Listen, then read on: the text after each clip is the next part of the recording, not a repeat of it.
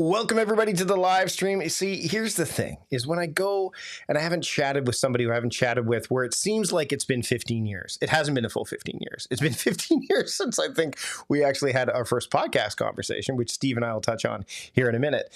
But there's so many things that Steve and I are gonna want to catch up on. To which he said, and he's in the green room right now, hey, maybe we should do this on another call, like a separate call, like we can just get on a call later. I'm like, you know what, that's probably a good idea. Plus Sarah, who is monitoring things right now, is like, Mike, come on. We got to get going. So welcome everybody to the live stream. This is a bonus episode of A Productive Conversation that we are recording, and it will be airing in June. So if you're watching the live stream now, this is a great opportunity to get to connect with Steve Kamb, who's the author of the book, How to Try Again. I have it on my iPad here. I have a nice advanced uncorrected proof copy that I'm going through here, but the book you'll be able to you can actually take a look at it now on Amazon, where all books are sold. I'm going to let Steve get into it here. But Steve and I have known each other for a really long time, like to the point where when we start talking about how old my daughter is now compared to when we first, like, you're going to see some reactions that are like, wait, what? So I'm really excited for this, especially because I actually have Steve's first book here, Level Up Your Life, I think is what it's called. I'm looking at it over here. And Steve, first off, Steve and I kind of nerd out about things. You've seen my Green Lantern stuff around. Steve totally gets all that stuff. So without further ado, let's just bring him in and start the conversation. So without further ado, here is my friend and the guest on A Productive Conversation, Steve Kamb. Steve, thanks for being here today. Mike? How's it going? Dude, I'm so happy to be here. So first off, if any of you have questions during the recording today, you want to chime in, I can definitely add your questions to the mix. Steve will see them pop up here. Just in the lower corner, you'll be able to see them. Steve's got the Captain America shield in the background. I don't have my Green Lantern pillow on my chair like I usually do. But Steve and I have had many conversations about comic book nerdery. I'm going to talk to you about Dungeons and Dragons a little bit during our conversation today, because that comes up in the book, as well as video games that I have yet to play. Elden Ring, I bought. Suck at it. Baldur's Gate, I bought. Suck at it. My son is the gamer, and he's trying to get me to do more. But this is the thing, Steve. My son, Colton, is now going on 16 years old. My daughter is in college in Montreal. I just saw her. She's 21. Wow. Yeah, I was literally, I can remember the moment getting an email. I'm not kidding you. I think it was 16 years ago. And I was writing my blog. You know, remember blogs? I was writing a blog called Nerd Fitness. And I was like, I got an email from this guy who wants to interview me. And I remember like where I set it up at this kitchen table in my house with my two roommates, and told them all to be quiet so that I could do this interview.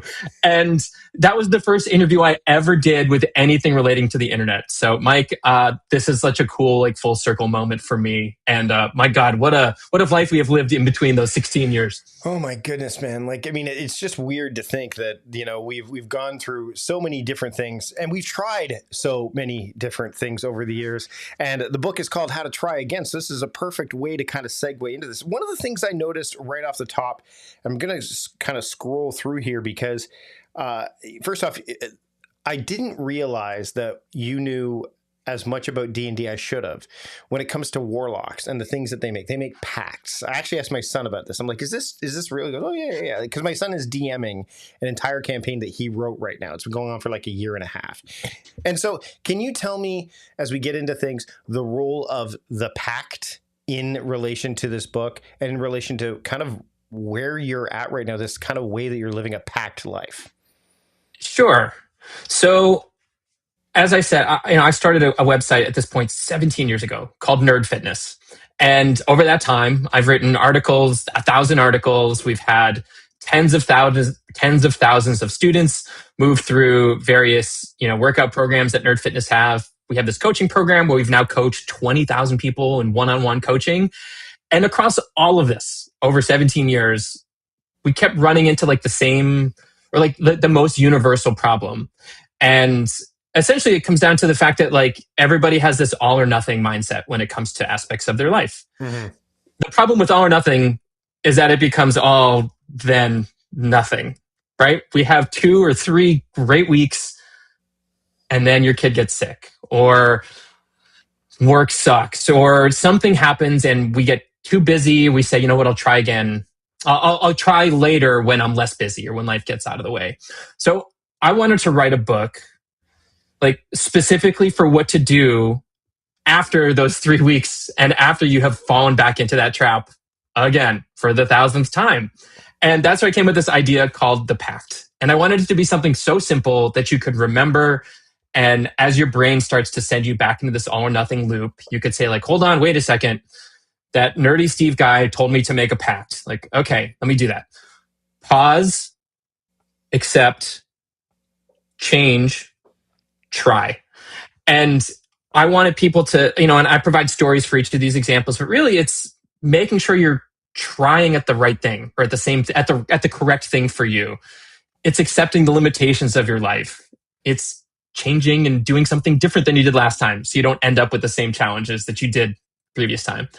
And then trying again with a different mindset. So, and as I was putting this together, one of my earlier readers or friends of mine is like, dude, you came up with pact like warlocks. And I was like, oh yeah, D&D, right? Like, he's like, it was almost like a divine intervention, I suppose, from Cthulhu or, flying spaghetti monster or some demigod somewhere. But I came up with the pact independently and had just played D&D recently and then realized like, oh, I'm talking about a nerdy concept here about making a pact. And it all works together. This is perfect. I have to run with pact as the framework. So we mentioned earlier that we've been doing this for a while, and the one thing that I think when it comes to the idea of pact that is the thing I think that people struggle with out of the gate is the pause, is that P, right? I mean, we've lived, and we'll speak specifically in the entrepreneurial space about like the pause is not respected. The pause is not promoted. Maybe that's a better way to put it. Like it's go, fast, now. Let's, like you said, the all or nothing. We must keep moving forward. If we take a break, someone's going to get in front of us. So how does someone, when they recognize that they are, kind of, when they're moving in a direction and they realize, oh, something's not working. And you mentioned in the book, like a bunch of things kind of like dominoes fell for you. And you're like, okay, the propensity is to start like putting things in place and just moving, doing some kind of motion. And in productivity parlance, it's what people do. If I just start doing something, then something right is going to happen instead of taking that pause. Why is the pause so important? Yeah, I think, I'm saying this as a recovering, I believe the term is insecure overachiever. So somebody who has grinded and tried to become more productive in the hopes that I would eventually feel enough or have enough or reach some mythical level of success and productivity nirvana that I have no problems. Shockingly, the faster I tried to get there, the more stressed out I became, the more efficient I was at driving myself crazy. And this is where that pause came in. Actually ended up firing myself from my own company because I realized I was trying to get more productive at the wrong thing. We'll get to that story in a minute. I think a lot of people, whether it's fitness, being more productive at work, trying to build a business, we chase progress at all costs. And we think if we're not making progress, then we're falling behind. And if we're falling behind, we're failures. There's like a third option that we're not considering here. There's progress moving forward. There's kind of like status quo, average, staying where we are. And then there's the opposite of progress, which is regress, like making things worse or throwing our energy at things that are actually not helpful for us and burning ourselves out on something that is not actually making any progress. So it might be using I post every day on Instagram because I saw some influencer tell me that I'm supposed to post every day on Instagram and that's how they got famous. But I hate Instagram, but I'm going to do it every day and I hate it. And weirdly, after a year, I'm burned out. I hate Instagram. I've made no growth, but I'm going to keep doing it because that's what I'm supposed to do. I think there's a lot of us that do this in a lot of areas of business. Pausing and just slowing down and saying like, is this working for me? Do I enjoy it? Am I seeing incremental improvement? Am I trying too hard in certain areas and burning myself out in others? We say this a lot at Nerd Fitness, but I think of what feels like a motivation problem, and we're trying to get ourselves to be more productive or do more things, is often a resources problem. Like we're asking way too much of ourselves. There's too much going on at home. Our bosses are putting too much crap on our plates. Whatever it is, like we need that pause, that take a breath and slow down, and instead of just keep going and trying again repeatedly, pausing and being like, wait a second, am I actually doing the thing I'm supposed to be doing on the path that feels right for me? Or are there other questions I should be asking right now? Yeah, yeah, and what's also interesting is that there's such a barrage of noise that the pause is like it's not just a one-time thing. You have to like constantly remind yourself of that, because I mean, a good example would be, you mentioned the social media stuff, right? Like if you're told post regularly, the algorithm, you got to feed the beast, and then am I feeding the wrong beast? Because it's not just I hate doing it, but what if you, like, I remember a long time ago, and I know you mentioned Ali Abdaal in the book, I think at the tail end of the book, right? Like Ali, and I remember when there was a few other productivity people, and I did this early on, where it was all about the apps. If we post about apps and we post about these apps, then we're going to get the views. But and I felt the pull of that. But I'm like, I don't want to do that. If I do that, then I'm going to be chasing Notion and all these different apps. And all of a sudden I ended up way over here when I didn't want to go over there. Because that's the other thing too, and that's a form of regression, right? Because to me, that's not going in the direction that I intended to go in, right? Well, not only that, but there's a question we're not asking. And this is the one that I've learned the hardest and had to learn repeatedly over and over and over, is if we pick the wrong goal, or we're expecting a certain outcome, we tell ourselves like, I'm willing to do this thing to reach this thing that I don't like, to reach that goal. The question we're not asking is like, what if this works? Yeah. Right? Like, if it actually works, the reward is that you have to keep doing it. And if you don't like Instagram, getting really good at Instagram, the reward is that you have to keep doing Instagram. Sure, you'd be like, oh, well, then I can hire somebody to do the Instagram. It's not going to be the same. I can hire somebody to answer the comments. I can hire a film crew and whatever. Then all of a sudden, you're still doing the thing that you don't like, but now you have the weight of, a staff and people, and now all of a sudden your schedule is not your own. I think so many people forget to ask, like, not just like, well, what if it doesn't work, or how do I get there faster? But like, what if this works? In the book, I say, like, don't just ask, like, is the juice worth the squeeze? But ask, like, do I even like juice? Right? Like, if you don't like juice, then you don't need to go that path. And I've had to learn this lesson repeatedly. Like I said, I started Nerd Fitness as a writer. I love writing. It's probably how you found me, either through maybe, Art of Manliness, another fellow writer, and Brett McKay, or somebody shared my essay somewhere and we connected. And over time, like maybe wait a second, there are these services and things that people are asking of me. Nobody else is doing it. I can do that. Okay, fine. Well, I need to hire people for that. Okay, let's hire people.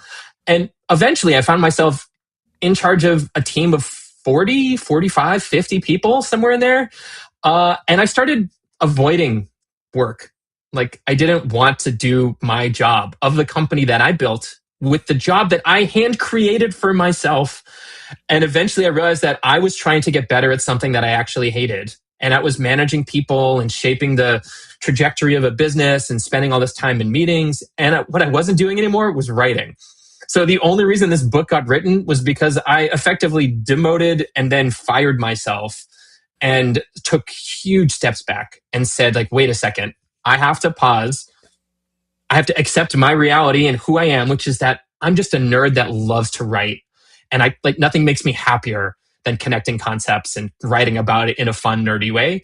I have to change something, which is firing myself. And then I have to try this new path with that expectation. And here I am 3 years later, with this book sitting in front of me that I'm so proud of. It's the most Steve thing I've ever done. Mike, I'm sure you can attest to this, but it's just full of like really bad jokes and puns and self-deprecating humor, because like that's who I am. But I had to accept that the thing I was trying to do and chase to feel enough wasn't actually what I wanted, and it wasn't in line with my strengths or weaknesses. Yeah, it definitely felt like I was having a conversation with you. Like it definitely felt like, or I was, because, but it wasn't just like the nerdy jokes or the puns or whatever. It's the connective tissue that you interwove. We actually had a conversation in our community book club, Time Crafting Trust Community Book Club, about John Acuff's book Soundtracks. And John writes a very much like in a similar way, like he's connecting stories and relatable human kind of stuff, whether it's nerdy or otherwise, that people can relate to. And one of the things that you brought up in the book, and you just talked about acceptance, that I found that I've not come across in quite this way, whether it's a Steve way or any way, is the idea of normalcy, like back to normal. And I'm like, no one talks about that enough either, right? Like we talked about the pause and the what if this, what question am I not asking? This idea of back to normal. I'd love for you to expand on this, because this is another thing that we just kind of fly by or float by and don't really pay attention to. Sure. Not the excuse, the apology our coaches get more often than any other apology from people that are, getting coached by us is, hey, I'm sorry I missed my workout this week, but next week things should get back to normal. And then unsurprisingly, next week, something else happens. And then the week after that, something else happens. And I tell this story that somebody kept apologizing, and one of our coaches, recorded this really kind video to the person and said, like, look, I don't know how to put this any more gently, but like, there is this normal you think that's around the corner. Like that normal's not coming back. Like you just became a new dad, or you're taking care of your mom with dementia now. Like this is the new reality, and that normal that you're waiting for to give you the permission to eventually be perfect again and fill out your perfect routine for the week or be perfectly productive. Like that normal is not coming back anytime soon. Sure, maybe years from now, but for the meantime, like this is the normal that we actually have, warts and all, hiccups, challenges, weaknesses, whatever it may be. So I think the acceptance for me around this is accepting that like whatever our actual day-to-day is, that's actually normal. We think normal is predictable and safe and routine. And for most people, especially if you have kids, like that's just not, there's no such thing as normal. And the sooner you can let that burden off of your shoulders of setting the expectation at perfect execution of a normal routine, then we can start to do like the actual messy work of, okay, what can we fit in here? And how can we let ourselves off the hook from this, expectation of, oh, but then things will get back to normal eventually. I actually think about this too. I found myself in Nerd Fitness burning myself out repeatedly because I kept telling myself, well, I'll just push really hard for 4 months and then I'll fix it. But then I can go back to a normal thing. But then, of course, 4 months later, something else would happen. Or I would fix it. And surprisingly, it didn't solve all of my problems and make me magically happy. It would be like, well, okay, then I'll just wait to the next normal thing. And eventually it came back to this acceptance of, hey man, like here now, today, like clothes on the floor because you forgot to fold the laundry, or picking your kid up early from school because they got sick, like whatever it is, like that's normal. We have to work within those constraints. And that's actually really powerful because then you're finally able to do something about it. Well, we talked about this in the green room beforehand, like, travel and stuff like that I talked about. Like that's a good example, right? Like, I mean, I can't wait for things to get back to normal. Like that's part of the mentality. I'm like, well, what?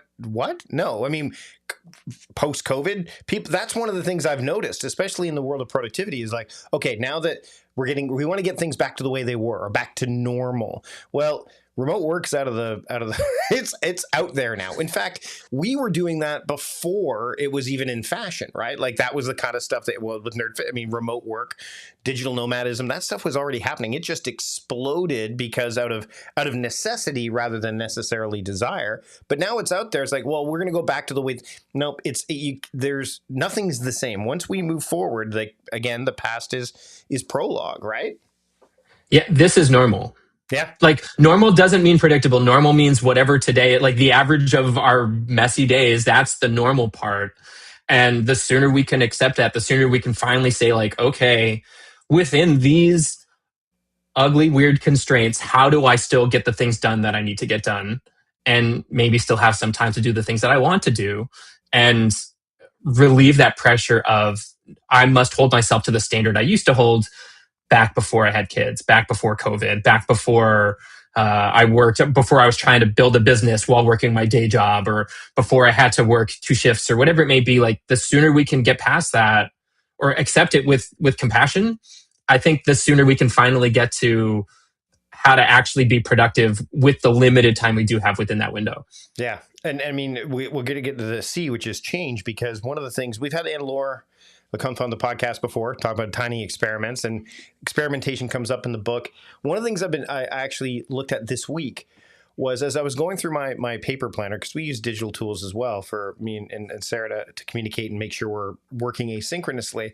But I've found lately that because I theme my days, there are some things that just I look at the week. Jesse Itzler talked about this too when he talks about word counts as a writer. And you give several examples in the book about writers and how they each have their own routines and how we live in this world. I mean, there's so much at speed. We're on YouTube right now. Somebody like, I followed Brandon Sanderson's writing routine for a week and this is what happened. Or there's entire. Did they magically become Brandon Sanderson? No, they did not make over $1 million on their Kickstarter, no less. No, wow. I'm shocked. I don't. But I mean, there are some interesting things you can try. Like, I like the Hemingway method where he stops mid-sentence, like when his timer goes off. Like, there's certain tricks, but to be wholesale after these things. And so one of the things that I've tried to do is what Jesse mentioned was he, instead of trying to write so many words per day, he said, I just want to write this many words per week. And this just goes to show the nuance of not only trying, but this idea of changing and experimentation. Can you dive into some of this experimentation stuff? Because yes, Anne-Laure covered it in her book, Tiny Experiments, and we all fell in love with that. And she's super smart, and she's definitely got the scientist angle of it down. But I want to hear it from the nerd Steve aspect of how his experimentation works and how it's brought up in the book. Sure. So actually, I've had a chance to meet with Anne-Laure a few times, and she was nice enough to provide a blurb for the book. But I literally pulled her aside and I said, like, I love your book. I haven't read it, or like rather, I didn't read it while writing because I didn't want it to influence my writing. Totally.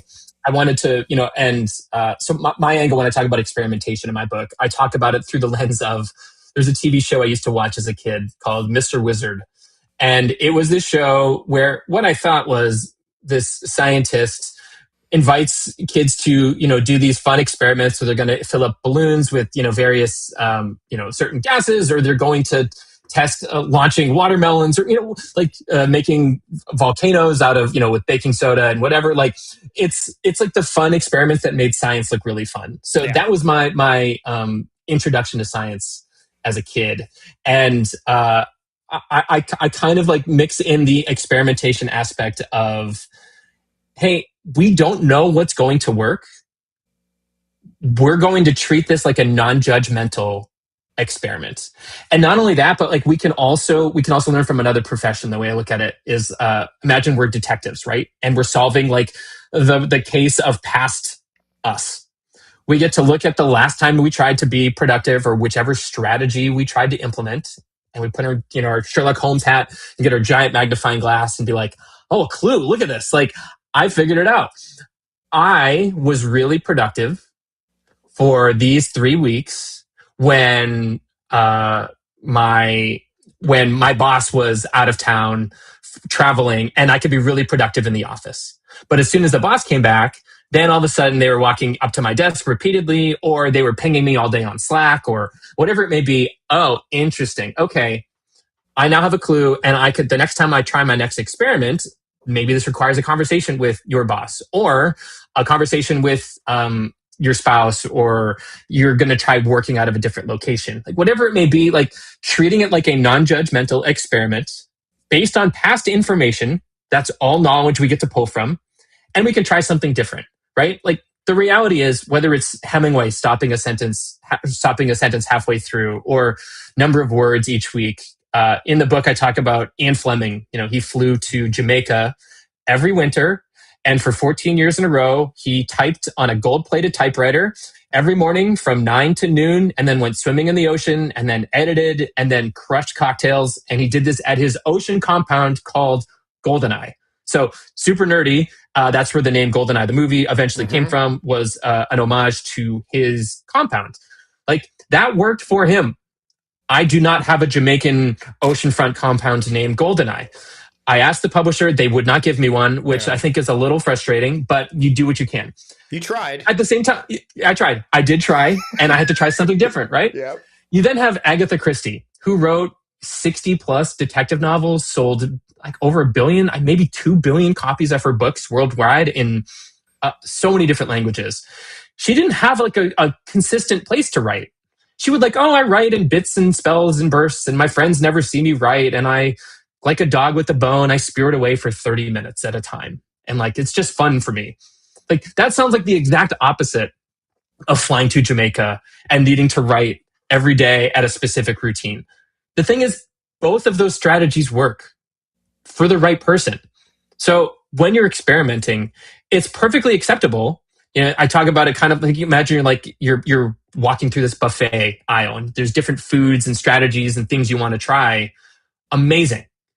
Oh, that looks good over here. Like, I'm going to try it and see if it works for me as an experiment. And you set a timeline. Hey, I'm going to try this for a month. And that month is not like, do I become Brandon Sanderson? But rather, it's, did this strategy work for me?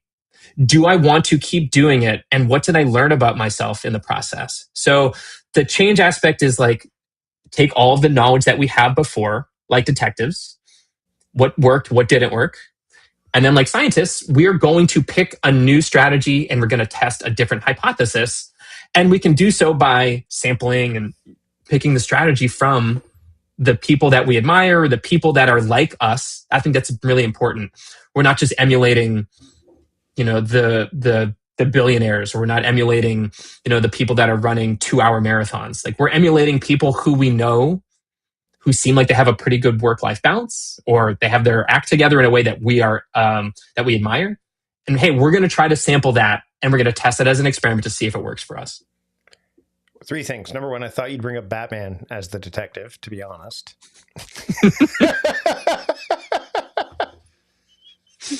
That was a missed opportunity. I just spit my water out. Oh man! Secondly, we're going to get into the comedy part soon, which comes in the T element of try. But I want to circle to what Dan says first. So first off, as soon as you started dropping Mr. Wizard, this came up from Dan, Professor Proton, but he also brings us up back to the idea of normal, and I do like this. The idea of, it's funny, but I think my situation is getting where I can create the normal that works for me. And I think that's really interesting. Yeah, I think that's a really interesting way to kind of look at it, is that it's an embracing the fact that normal is, there is no, like normal is now, like you mentioned, this is normal, this is normal, this is normal. It's kind of like now, this is now, this is now, this is now. Like it's never static. It's always dynamic. So I like this idea of what Dan's brought up. Yeah, it's redefining normal and removing the baggage and of the expectation that often comes with this hypothetical normal that we think is right around the corner. And it's when there's like unicorns and the sun is shining and our schedule is perfectly clear and everything works out. Like, it's funny. I can't remember what I was getting done, but some renovation project, and the guy said, "Well, if all goes according to plan, this should be done in about 2-3 weeks." I said to him, like, this was a contractor that said this to you, right? Contractor, yeah. And I said, has any project ever gone according to plan? And he just started laughing. And sure enough, 6 weeks later, it was done. But it was not, because, you know, we think like, oh, if things go according to plan, we'll get there. Yeah. But we set the expectation at according to plan. But in the history of plans, I don't know if any plan has ever gone according to plan. Well, so, yeah. And the interesting thing about an accord is an agreement, which, I mean, according to plan is, I mean, so we're not agreeing. So it's not according. But interesting, you bring up the idea of a contractor. And Nate Bargatze has this great comedy bit about contractors. I don't know if you've seen it or not. It's freaking hilarious. I love his stuff. And you bring up comedians in the part of Pact known as T, the try part. And that hit home for me, especially because you know I used to do sketch and improv and stand up and such. And there's a line where but like, comics don't tell a joke because it's funny. They tell a joke until it's funny. And so it's what you've done with Pact is you've kind of like, it's both layered, but also cyclical. And what I liked about this is that when you get to that try level, there is experimentation happening, but it's the effort, right? And the willingness, like comedians. I mean, what do they say? The most people are most afraid of all things is public speaking, right? Comedians aren't just trying to do public speaking; they're trying to make public speaking funny. And so, I mean, you saw Taylor Tomlinson. I mean, it's such an interesting, and Birbiglia brings up something. Mike Birbiglia. I'm dropping names like people should know who they Oh, are. I love that quote of his. Yeah. It's so good. You have to outthink your audience and then make it seem like you're not outthinking your audience. And then you deliver as if it's this thing you just thought of. That's sort of the magic trick of it. So really quickly, and I'm not trying to toot my own, but as soon as you mentioned Sherlock Holmes, and I know you, I'm like, I'm going to bring up Batman. Like, I'm going to bring up Batman because that's just the way my mind works. And so you find the perfect, and improv works that way. You bring up yes and as well too. So can we dive into that idea of where, because I love when comedy comes into the mix. Sure. I've never done stand-up comedy, but my God, do I love it. Makes me like, to me, it seems like the most vulnerable, purest form of of art. I live here in Nashville, Tennessee, birthplace of Nate Bargatze, and have got a chance to see him live multiple times. I have seen, shows in Madison Square Garden. I've seen shows at the Cellar in New York City. I've seen shows and just documentaries on comedy. Like, I find it so interesting because it's just one person with a microphone, like, exposed, sharing like some weird aside that they came up with, and with like getting crickets as a response, like just hearing nothing sounds so terrifying to me. And yet these people do it day after day. They get up and they tell the same joke, but they change it just a little bit based on audience feedback. There's like a slight pivot, or there is an additional pause added, or there's an aside. They change a word, or they change. And like, by the time we see this comedy specials on Netflix, those things have been tested and run through hundreds of times in hundreds of clubs across America. Yeah, I tell the story of comedian Taylor Tomlinson, who I saw at the Ryman here in Nashville. But the New York Times did this whole article chronicling the joke that she told when I saw her perform it. And she talks about how at one point, she changed the name of her best friend's fiance because, saying Todd was funnier than what the guy's, what his previous name was. So she changed it to Todd, and other phrases. And, Birbiglia talks about how you have to make it seem like you didn't come up with it, or like you just came up with it on the spot, but it is actually unbelievably polished. And like, part of the performance art is making it seem like you just came up with it, and you're almost impressed by yourself that it came out of your mouth, like, or surprised, or, befuddled or confused that it came out of you. But like, that's, most of that is part of that performance. And I just think that is so pure. And the way I talk about it in the book is like, that's how we can be thinking about this attempt to try things. It's not just like, I'm going to try and see what happens, but rather there's probably signals life is giving us. I share this stuff about comedy, but I also talk about Pixar and how they have a brain trust. I had test readers to read early versions of my book, which was horrifying and was not good for my ego, and made me sad in lots of ways. But it ultimately made for an infinitely better book, because they told me what worked and what didn't, and where they got confused and lost. And there were so many signals available to me that if I had the courage to say, like, I'm not just trying this, but I'm trying it, and I can try it and make adjustments along the way. That is going to make for a better product. It's going to make me a better person. It's going to make the book better. It's going to help me navigate all sorts of things. So I love comedy. It's woven throughout the book because it's something that I'm just such a fan of, and hopefully will continue to be. So as we get close to wrapping up, Steve, I want to, like, once, as you go through the book, you obviously go through those 4 elements, but then there's, okay, how do we use them in our lives? Like, how do we use pacts in our lives? Like, what's the next thing to try? And I want people to pick up the book.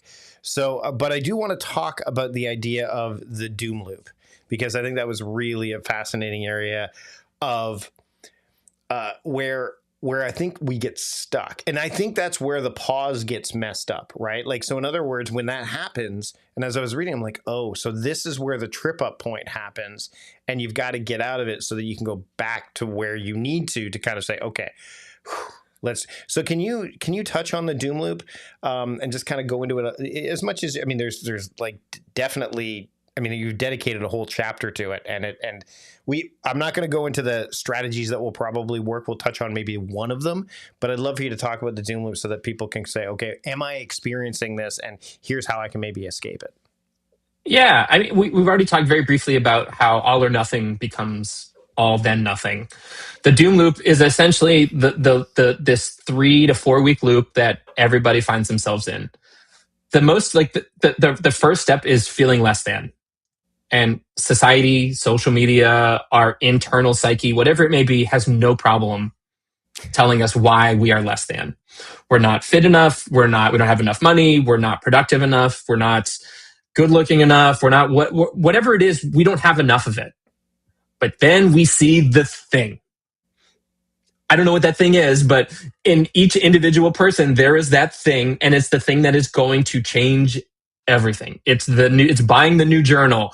It's buying all the new workout equipment. It's following the diet that The Rock followed to get in shape for whatever. It's following the thing, and we get irrationally excited about it. And we pile as much hope and expectation on it. We put it in our calendars. We tell people on social media. We tell people how great this thing is that we're going to do. And for 2 to 3 weeks, things go great. And as we said before, we go all in, and then life happens. We're waiting for normal. So then we say, you know what? I have to stop. I'll come back to this later when things are less busy, right? And we go all the way back to the beginning. We're back to less than, except we now have the extra guilt and shame and sadness that we couldn't follow through once again. The challenge here is people often do this repeatedly, and they keep trying to do the same thing, right? Like, yes, if you don't succeed, try again. But also doing the same thing repeatedly, expecting different results is as they say, the definition of insanity. I know so many people that are trying to run a 5K or run a marathon, and every year in January, they train for a marathon. And they make it 3 weeks in, and life happens. And this happens everywhere. So this doom loop is us moving through this repeatedly, piling more and more shame and sadness and frustration and should onto our shoulders. And the end result is we end up back where we started, just with even more of that piled on. So that whole chapter is about essentially the mental, I call them escape pods, that we can take. Like when we're going around this loop, hop in one of these mental escape pods, get yourself out of this loop and start doing things differently so we don't fall back into these same old patterns over and over and over. Before we wrap up the 10 strategies, let's talk about which one of those 10. Like, so you've got 10 listed here. Think about the one. Can you think about the one you used most recently to keep doing the thing? Yeah. So there's a whole chapter with 10 strategies that might work to keep doing the thing that you've picked. My favorite is probably half-ass the thing. Which is like the opposite of what Nick Offerman's character in Parks and Rec says. Never half-ass one thing, half-ass two things, whole-ass one thing. But you're saying, nah, half-ass them. Yes, with apologies to Ron Swanson. Yes. I love Ron Swanson, and I never want to speak ill of the man, and I would never speak against him. What I'm saying is, I think this is the most effective way to treat all or nothing, that all or nothing mentality.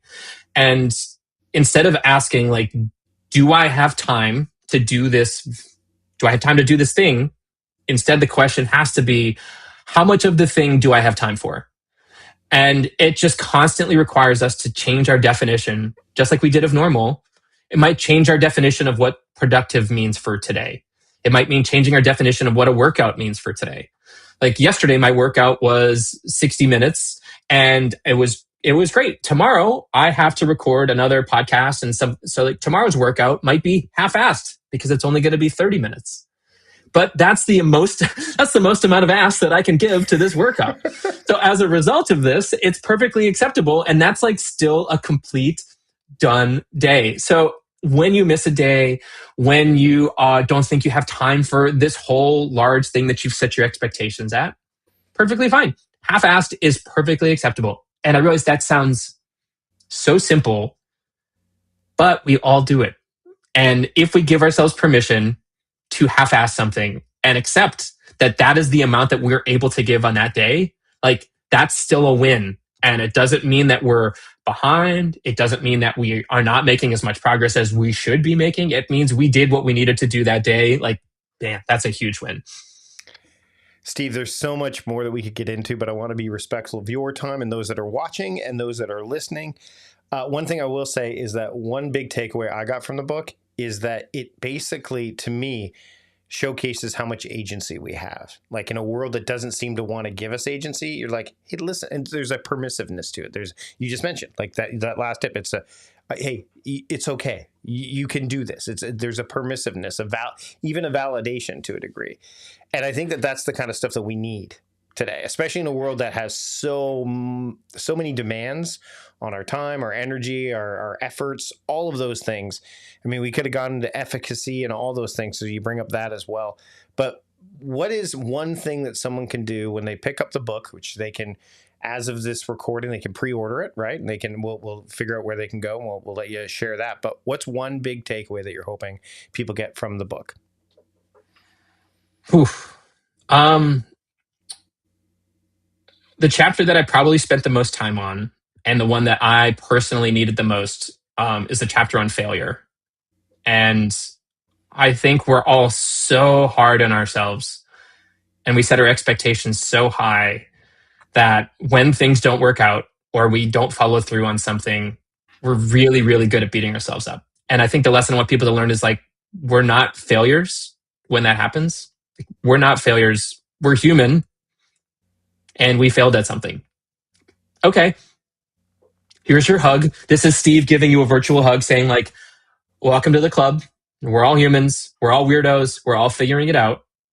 And here's what we can do about it. So remember, pause, accept, change, try. Like you can do something. It's just setting your expectation at what you're capable of doing within the constraints of your weird, normal life. Steve, I want to share this from Roxy 2 before we wrap up. I'm learning to play the piano. I've been at it 3 years with slow improvement. I think it's a lifetime hobby. I don't want to be got all the gear but no idea. I'm progressing slowly. I love that. And I have a piano right behind me. Well, there's a few instruments hanging behind me. I love to play music as well, very poorly, and it makes me very happy. So there you go. There you go. Steve, thanks so much for taking the time to join us today. Where can people pick up the book and keep up with what you've got going on? Yeah, it's very simple. howtotryagain.com. I obviously wrote the book myself. Then I put everything I could into this book, but I also did the audiobook recording myself. So if you enjoyed this and you're like, that Steve guy's a little weird and I want to hear him read the book and tell the funny jokes himself, I did the audiobook and I had so much fun doing it. So I hope this book can help you. I'm also all over the internet, like pretty much anywhere. Just Google Steve Kamb. It's SteveKamb. Pretty easy to find. I'm on pretty much every platform. And I would be honored, honestly, if you pick this book up. I really think it'll help you. I poured my heart and soul into it. Thanks for having a productive conversation with me today, Steve. Thanks. It's so great to talk to you. All right, everybody, we're going to wrap up the live stream. Thanks to everybody for joining. Thanks for those that chimed in with comments and stuff. Sarah, thank you for kind of moderating things and for putting the URL to the book inside the comments. So that way people can pre-order it and get it ready because it's coming out June as I'm looking right now, you should know this off by heart, Steve, June 16th. Yes, it's June 16th here in the States. And then it's June 18th in Canada, UK, and then a bunch of other countries will follow after that. Awesome. Well, Steve, stick around. Once I hit end the live stream, we'll just do a quick post-mortem. I know we're a little bit over, but if you don't mind hanging out for a couple seconds, we'll just do a quick post-mortem. Everybody, thanks so much for being here. This episode will go live as a podcast. It's a bonus episode. Just I think we said June 12th. So just before the book comes out, give a little bit of a boost before to help with those pre-orders. And pre-orders really... Already bump. Yeah, by the way, pre-orders, and I'm going to say this, pre-orders really do help authors. Like, I know that you probably hear this a lot and from, and I don't really talk about this all that much when I'm interviewing authors or doing this kind of thing, but pre-orders really do help authors because it helps the publisher go, oh, this is big. We're going to get more behind it. We're going to put promotional efforts. I'm not saying Steve's publisher wouldn't do that anyway, but there are publishers that like they notice this and they go, oh, well, let's give a bit of a boost. So if you're so inclined, pre-order the book. And again, the audiobook would be fantastic because Steve, the dulcet tones, he may even play some instruments on it. The whole time. I'm actually playing piano the whole time. All right, everybody. Thanks so much for joining us on the live stream. We will see you later.